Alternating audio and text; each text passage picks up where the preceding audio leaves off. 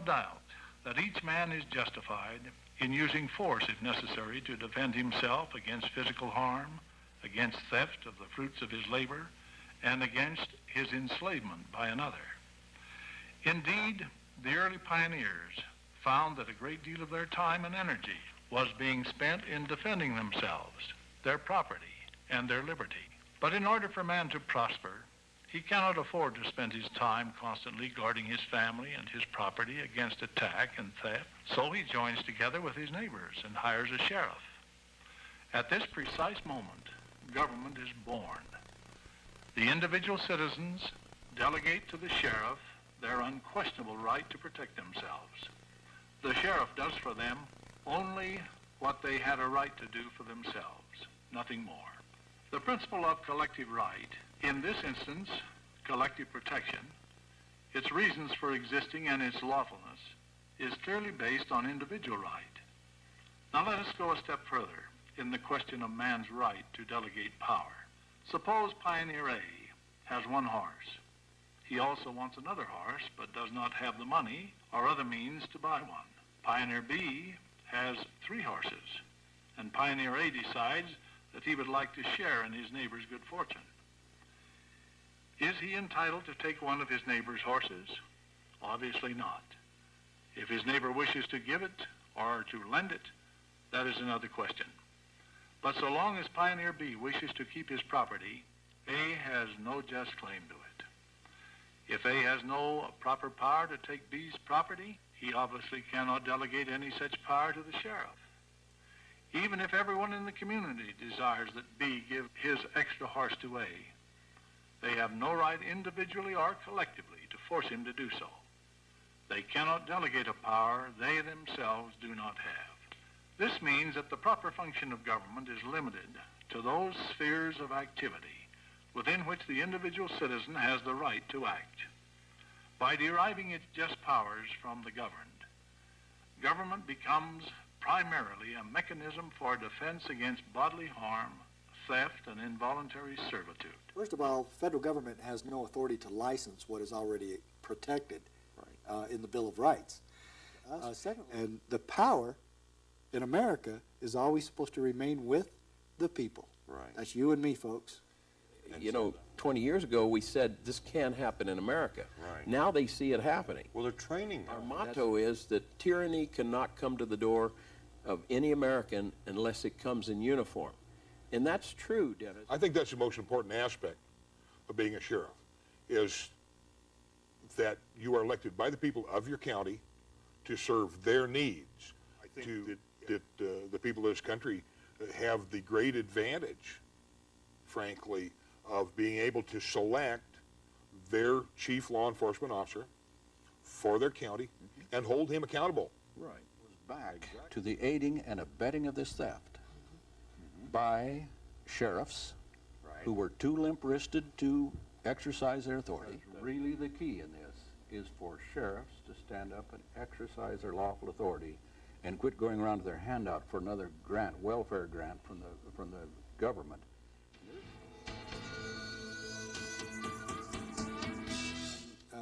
The simple fact that the federal government does not own all of us and does not own the states and cannot control the states and cannot tell your sheriff what to do. And the issue, I think, is an important one.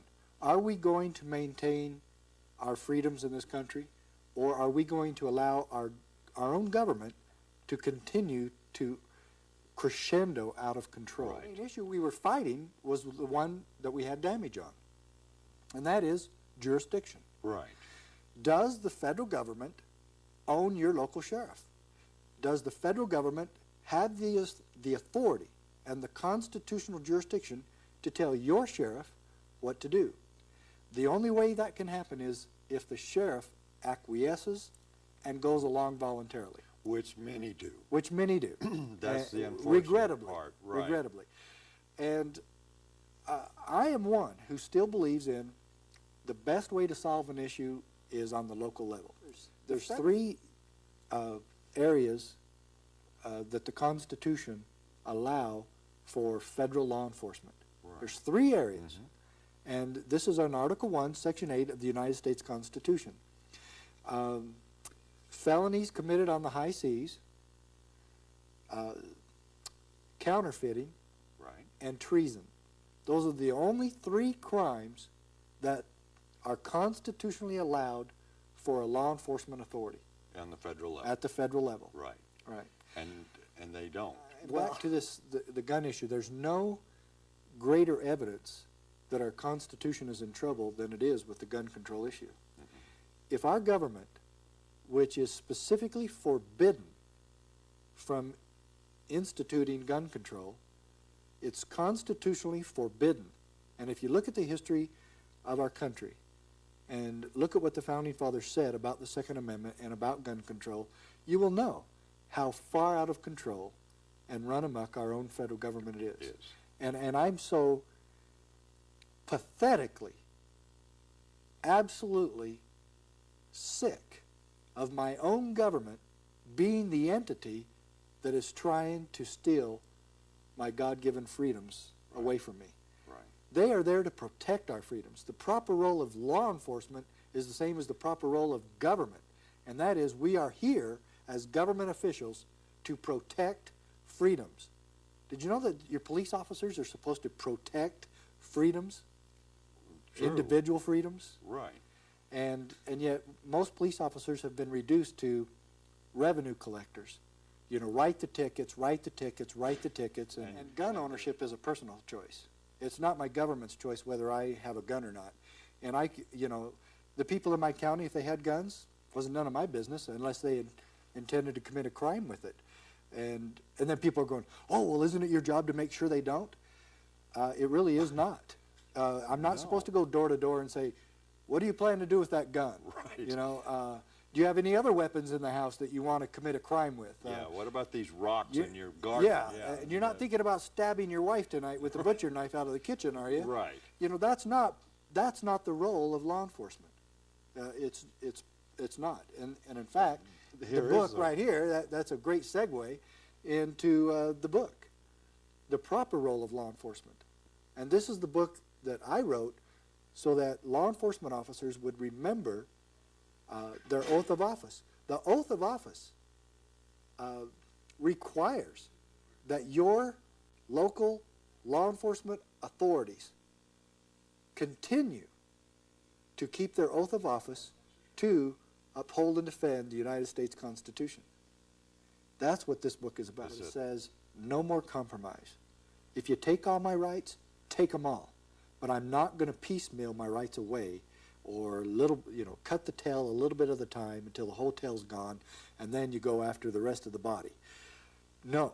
The answer is no. If it's really about freedom, why would I compromise? Because if I compromise, that means I'm giving up some of my freedom. In America, you want me to give up some of my freedom because we have problems all across the country? But to answer his question, you 16-year-old teenagers or you freshmen and college students, if you want to be free, you have to know the truth. And you have to be educated, and then, after you know the truth, you can defend your rights. But you can't defend what you don't know. But they still... What can I do as a police officer? What can I do as a soldier to help stop this headlong rush into a socialist dictatorship, totalitarian system in America? And we said it's very simple. Just obey your oath. They made you swear an oath to defend the Constitution of the United States, protect the people's rights and their liberties. Just do that. And a despotism or a tyranny cannot happen. Enforcement officer actually is there to serve and protect the system from the people. You see, so it's 100% different today than what it used to be. Well, we've got a shot of these two officers now. Which That's is right. which? Okay, the one on the right is the peace officer that served and protected the people even from a system that had gone awry, in political leaders that would usurp powers and so forth. That person was sworn to protect the people and their rights and their liberties, which all officers still today are. But when you go into the police academy today, you're not trained as a peace officer there to serve and protect the people like the officer on the right. You're served today as you're being militarized, you're being given military equipment, you're being given military training, you're becoming a part of the state, and you actually are trained to violate your oath, and instead of serving, protecting the Constitution and the people, you follow all orders regardless of what they are, and you become a servant and protector of the system. Which is, as you know, about 20 years ago, we threw God out of our system, and today the state is God. So it's very important for the police officer and soldier to be trained that the highest authority in the land today is government, and they're there to serve and protect government, because if government falls, then the people will suffer. See, so there is a lot of wonderful things when you begin to study the founding documents of this country and the law, and the lawful system we're supposed to be under, the common law and those things, is that you have police powers that come from nowhere but the people. Right. You see, the people, there is no police power unless you go to the sovereign people. And actually, the way police officers started is towns had a butcher, a baker, and people, the blacksmith and the banker and the school teachers, and they didn't have the time to go and try to run bad guys out of their town. So what they did was delegate their right to keep and bear arms under the Second Amendment to a person called a town marshal or sheriff. Now, that person, by going to work for the farmers and the teachers and the people in the community, had no power to carry a weapon as their servant unless the people gave them that power. Right. Isn't it silly today that now the police say the people have no right to have a gun, but we do? We do, right. Well, see, it's ridiculous, because if the people don't have a right to have a gun, your servants sure don't have a right to have a gun. But so what we have is also they have learned that to protect themselves, bureaucrats and appointed officials or elected officials, to protect themselves, they've come up with this plan to incorporate the state, to incorporate the cities, you see, and towns. And once you do that under corporate law, a corporation cannot have an army, an armed army, to go out and deal with the citizenry. Right. It can't happen in corporate law. So really, your only lawful law enforcement person constitutionally is the county sheriff that is voted in by the people. So your state police is a corporate army. Your city police are corporate armies that, under the law, corporate law, aren't allowed to be an army and be armed. So it's interesting, but we're learning a lot. You know, and so that's why the sheriff can honestly say, I am the only lawful law enforcement person in this whole county. And if the state police come in and try to usurp his powers and do things, the sheriff can say, no, you're not going to do that in my county. If the federal officers come in and try to usurp the jurisdiction of the county sheriff, he can say, just like Dave Mattis, Sheriff Dave Mattis in Montana said, no, you come into my federal compliance office that I just set up in the county sheriff's office, and you show your paperwork, and if what you're doing is moral and lawful, then I'll help you do it. If not, get out of the county. And so we're learning a lot about the way it should be under the law. And all we're doing is talking about upholding the law. So a sheriff that really does have man parts, he could has stop power, this. tremendous He power could that the stop people this. have delegated to him. That's right. He could stop this kind of tyranny. even today. And I again, mean, we've right got... now today, I we don't have the knowledge and what we can do while it's still not to a point of violent revolution, which is coming. Because as the government becomes more and more abusive and oppressive, it always happens that somewhere the people that are being oppressed and abused will finally stand up and fight. Now, we don't, any of us want that, No. because I've got a lot of wonderful brothers and sisters in uniform that don't know that they're violating people's rights and they're causing this oppression, and we need time to educate them, just Right. like we need time to educate the private citizen, so that we can stand up in unison nonviolently and redress our grievances in a nonviolent fashion with our government leaders and take back control. but it's education. It's is education, where we're but at how at do we this get our time. government leaders to even listen to us? Well, they as of listen. right now, Yes. there's not much of that going on. Well, we need to take back the counties, and that's something that you and I talked about. Do not participate in the fraud of electing Huey, Dewey, or Louie as your president, because they're all the same. Right. The ones that have millions and millions of dollars behind them to get elected are their guys. So it's a fool's game to spend your wealth, your time, and energies electing their guys to Washington when you can Right. take over your county and you can vote in people in your county that will uphold the 10th Amendment and protect you from federal encroachments on your rights and your property, state encroachment on your rights and property, by putting people that love God and love the Constitution and understand how we've gotten where we are and how to recover the system in those offices in the county. The most powerful office in the land is county elections. Right. Because it's closest to the people, too. And We do this daily. We educate our police and soldiers, and we get many hateful letters from our brothers and sisters in uniform, too, where they'll say nasty things. You guys are revolutionaries. You guys are anti-government. But I love the letters that always end and say, if this is true, prove it. Because, of course, we can. Sure. We've got 17 filing cabinets, not drawers, cabinets filled with every bit of documentation to prove to any hard-headed police officer or soldier or any private citizen exactly the facts and the Right. evidence to prove everything that you've said on this show and that we say in our publications. Yeah.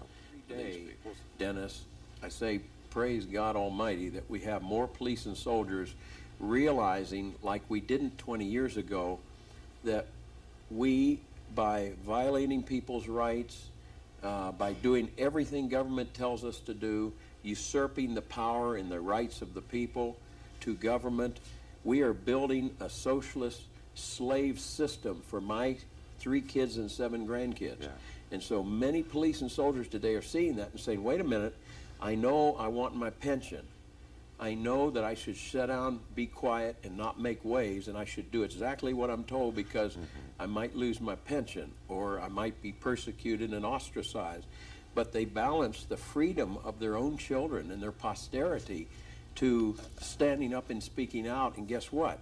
They find that it's, of course, their choice to stand up and speak out against despotism and Right. usurpation of the people's rights. Right. So this is a wonderful time to see many joining us today that didn't 10 years ago because they couldn't see that this can happen in America. Well, it is happening.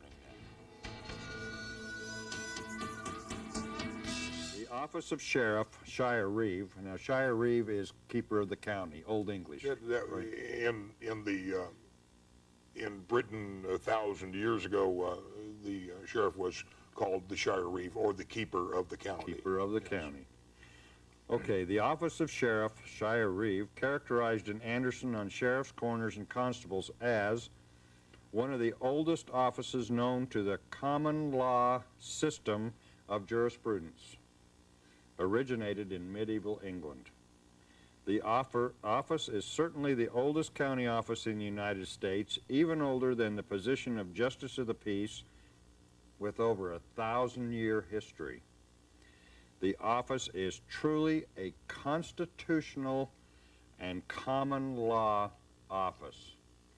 There we are. It originated out of common law. And so what you're saying is, if they elect you, you need to find out what they want and provide that. That's your job, is to provide what they need. Absolutely, and certainly to protect, and certainly to protect their property and their rights and those various things that the sheriff should be doing. What happened here is so unusual. This man was elected 5 times, and correct me if I'm wrong, stood up, raised his right hand, swore an oath to the Constitution of the United States and the state of Nevada to protect against all enemies, foreign and domestic, as do all sheriffs that are elected into office. But you took it a step further. You actually do it. Oh, yes. That's the difference. Because, like I say, I've read the Constitution, and I've watched what a lot of sheriffs have done or not done, and they do not uphold that oath. They do not uphold the oath to defend the Constitution of the United States or the Constitution of the state of Nevada. But you're doing it, and you're not really appreciated for your talents by outside government agencies, are you? No, I think that I'm looked at as somewhat of a rabble rouser, or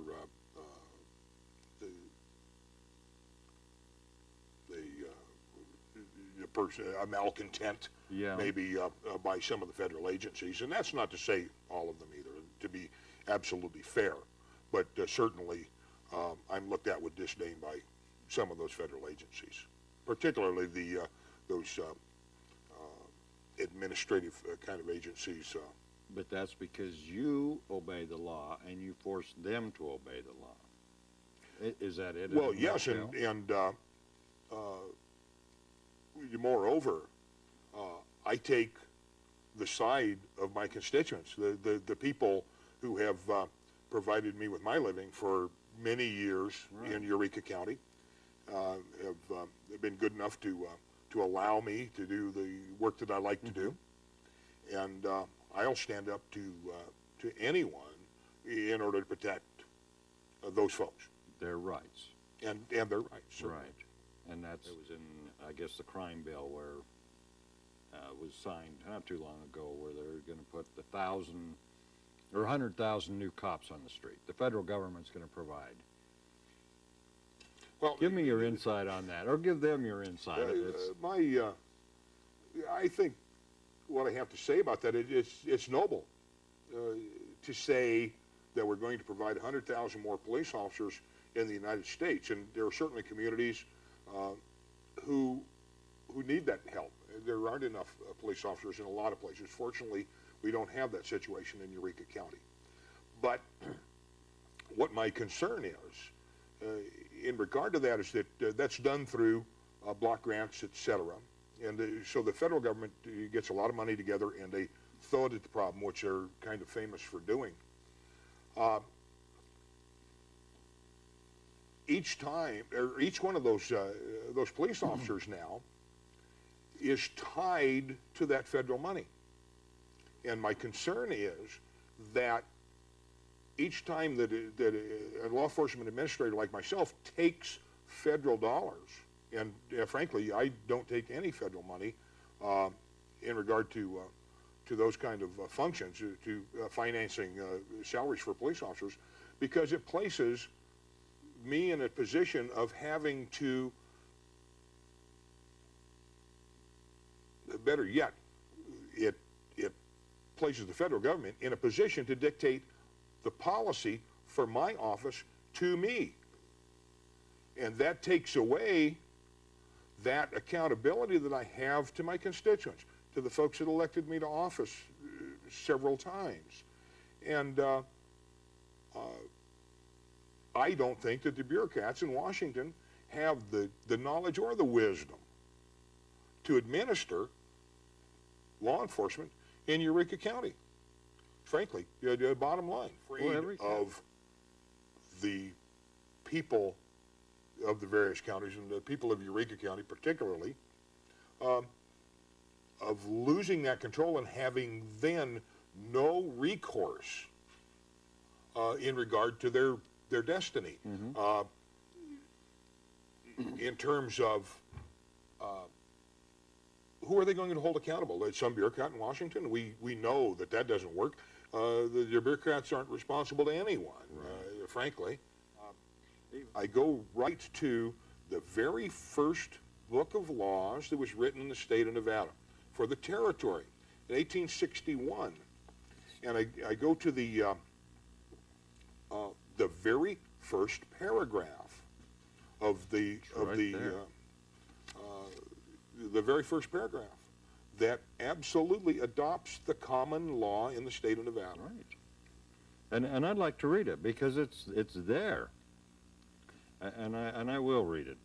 It says, even Chapter 1, Section 1 of the laws of the Territory of Nevada in the very first paragraph reads, the common law of England, so far as it is not repugnant to or inconsistent with the Constitution or laws of the United States or the laws of the Territory of Nevada, shall be the rule of decision in all courts of this territory. Furthermore, the laws of the Territory of Nevada were subsequently ratified by the first Nevada legislature and remain in full force and effect today. This says Nevada is under common law. And I didn't just write that. That is absolutely an excerpt from it, and that's Right from quotes it. verbatim what the very first paragraph of the laws of the Territory of Nevada. Nevada wasn't even a state. The Territory of Nevada. The very first paragraph says that Nevada adopts the British or the English common law. And truly, the sheriff is a common law officer. You'll find him, as we discussed earlier, provided for nowhere in the United States Constitution or the Constitution of the state of Nevada. Mm-hmm. His authority is assumed under the common law. This is One of the reasons that has happened, and one of the reasons, in fact, it's the underlying reason why we have so much chaos throughout the state of Nevada on this issue, why people's property is being stolen right and left, and not only here but in other states throughout the West too, why the BLM and the Forest Service are running over people right and left. The fundamental reason why that's happening is because we have a virtual total breakdown in the exercise of lawful jurisdiction by the state and the subdivisions, the counties. Right. We have sheriffs, and just like in the Raymond Yowell case, you have a sheriff that any way you want to slice that, and a brand department aiding and abetting the theft. That's right. Now, this is a total breakdown of any lawful structure in the state. I want to go back to. And that goes back to the aiding and abetting of this theft by sheriffs who were too limp-wristed to exercise their authority. That's right. DAs that take a powder when something like this comes down. You know when Ben Colvin's cattle were stolen here a few months ago? Yes. And we looked around for the sheriff and the district attorney in Nye County. You know where they were? Fishing in Alaska until things really? quieted down. Now, when you've got those kind of people in elected office, you're going to have cases. I asked my sheriff, I said, if you took the same position with the bank over here across the street that you've taken with the livestock industry here in the county, and if you let it be known that a certain class of people could rob that bank anytime they wanted to, right. how long do you think it'd be till it was robbed? And robbed repeatedly. It's aiding and abetting the crime. Exactly. And as long as you have sheriffs that, again, are too limp-wristed to exercise their lawful jurisdiction and authority. I know here several years ago, I was asked to speak to the Western States Association of Sheriffs and Chiefs of Police. And there was a sheriff from one of the Nevada counties came up to me and he said, I'm having all this trouble with the Forest Service, this, that, something else. And I listened to him and I said, well, what you're going to have to do is exercise your lawful jurisdiction. You have the jurisdiction. You're the chief law enforcement officer in the county. The Forest Service has no law enforcement authority. You need to understand that and let them know it. That'll take care of your problem. Right. You know, he would never do that. He never would do it. The end result was the stealing of Raymond Yowell's cattle. Okay? And where we have seen sheriffs that do nothing more than send them a simple letter and say, boys, I'm the sheriff. I'm the chief law enforcement officer in this county. And there's not going to be any impoundments, any theft of property on your part. If any of that is done, I'm going to do it, and I'm going to do it with a lawful court order or warrant. And if you have a problem in this county, you come to us with a court order or warrant, we'll serve it for you. But don't you go around acting like law enforcement officers, because you're not. And where we've had sheriffs do that, such as Clark County, such as Owyhee County in southern Idaho, and there's some in Utah, there's one in Wyoming, one up in Wyoming where the sheriff put him in chains, took it to the 10th Circuit to get him And the 10th Circuit upheld him and said he did just what he had the right to do. Right. So if we can put people in office or get these ones in office to stiffen their backbone enough to exercise their lawful authority, this stuff will end. Right. Because where the sheriff stands up, this stuff ends. Sheriff, but evidently in Utah, there was a little lady that had her cattle seized by these same yahoos. The sheriff went down there and loaded up her cattle, drove them back home to her ranch, and they never messed with her no more. So again, part of the solution is for these local guys to stand up and be what we pay them to be. You know, that is so true. Because really the key in this is for sheriffs to stand up and exercise their lawful authority and quit going around to their handout for another grant, welfare grant from the government. And there is no such thing as free money. Every time you take one of those grants, there's strings attached. And so many of these sheriffs have taken so many handouts that they are absolutely compromised and paralyzed as far as doing what they were elected to do. There is no...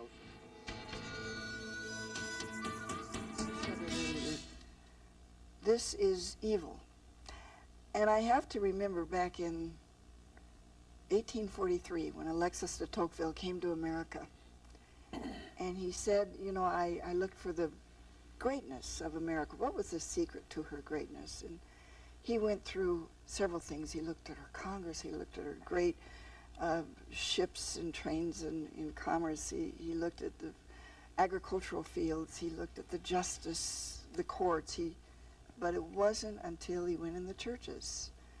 And he understood then that America was great because America is good. But then he said, when America ceases to be good, America will cease to be great.